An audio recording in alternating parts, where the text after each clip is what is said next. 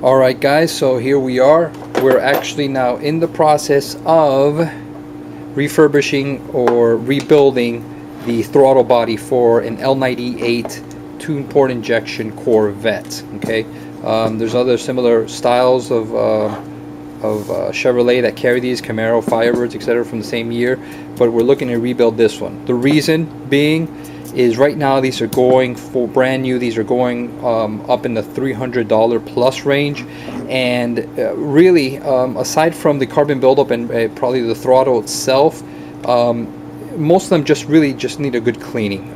You'll see there's a lot of carbon buildup in this one, okay, and you want to make sure that you oil everything up, and so you just need to take it apart, sort of replace the gaskets, okay, and you can salvage this, right? That would be my first attempt. You see the carbon buildup here. That would be my first attempt before basically forking over $300 for a new one. Now, one of the things you need to keep in mind when you're rebuilding these is you want to remove the sensors, okay?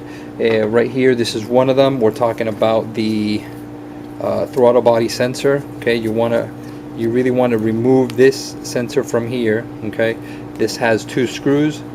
If you notice here, okay, you can notice it has two screws. These two screws come out, okay, and you want to remove these prior to any cleaning or dipping in carburetor clean or anything of that sort.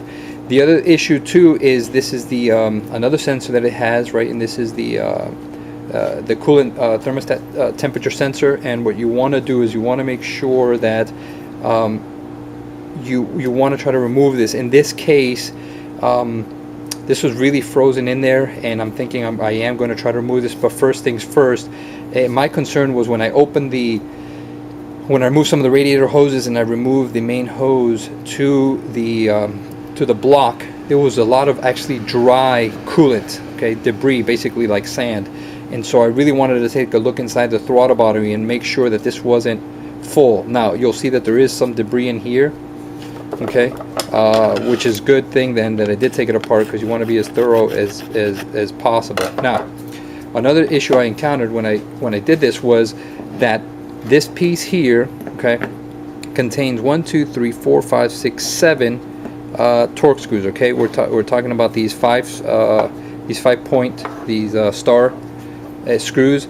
Now, what I'm using for this one to remove it is the actual T20 size. Okay, I'm actually using the T20 size to remove these screws. Okay, now what I came across was that some of these screws that you just noticed are rusted. Okay, you'll see some of the rust in here. Okay, and also on some of them they were so tight. So it was so tight in here because of time, because of a little bit of basically rust that kind of seeped in because the gaskets kind of wore out, that some of the heads actually broke in the process. Okay, if you see here, this head actually broke off while I was unscrewing it, and they become very delicate. So what I found myself doing was removing the ones I could, and then what I ended up having to do was basically just try to drill the head off so that I can get to the piece itself. With that, what I did was I took a drill bit itself, and here's the evidence still. I came through here. I'm gonna say about a quarter of an inch through.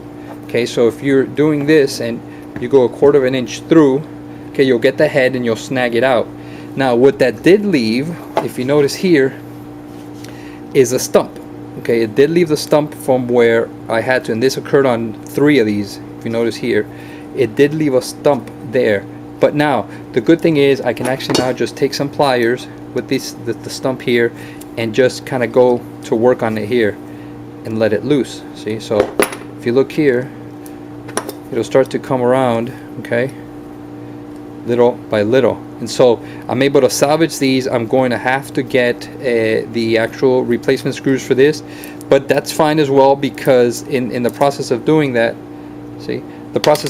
I'm also going to replace this gasket. If you look at this gasket, is already kind of gone. It's brittle, it's hard, okay, no good. And so this is what probably caused some of these screws to corrode. If you look in here, caused some of these screws to corrode and go bad. So next video I'm going to show you the process for actually rebuilding these and I'm going to show you what it looks like when it's all cleaned and nicely sort of polished and a salvageable piece. Keep in mind that there's also this top piece itself here. They sell aftermarket replacement parts for this with different logos, different names, and that sort of thing. If you want to stylize it, just give it a little bit unique flair, you can do that as well. But next thing is next, and it's time to get to work.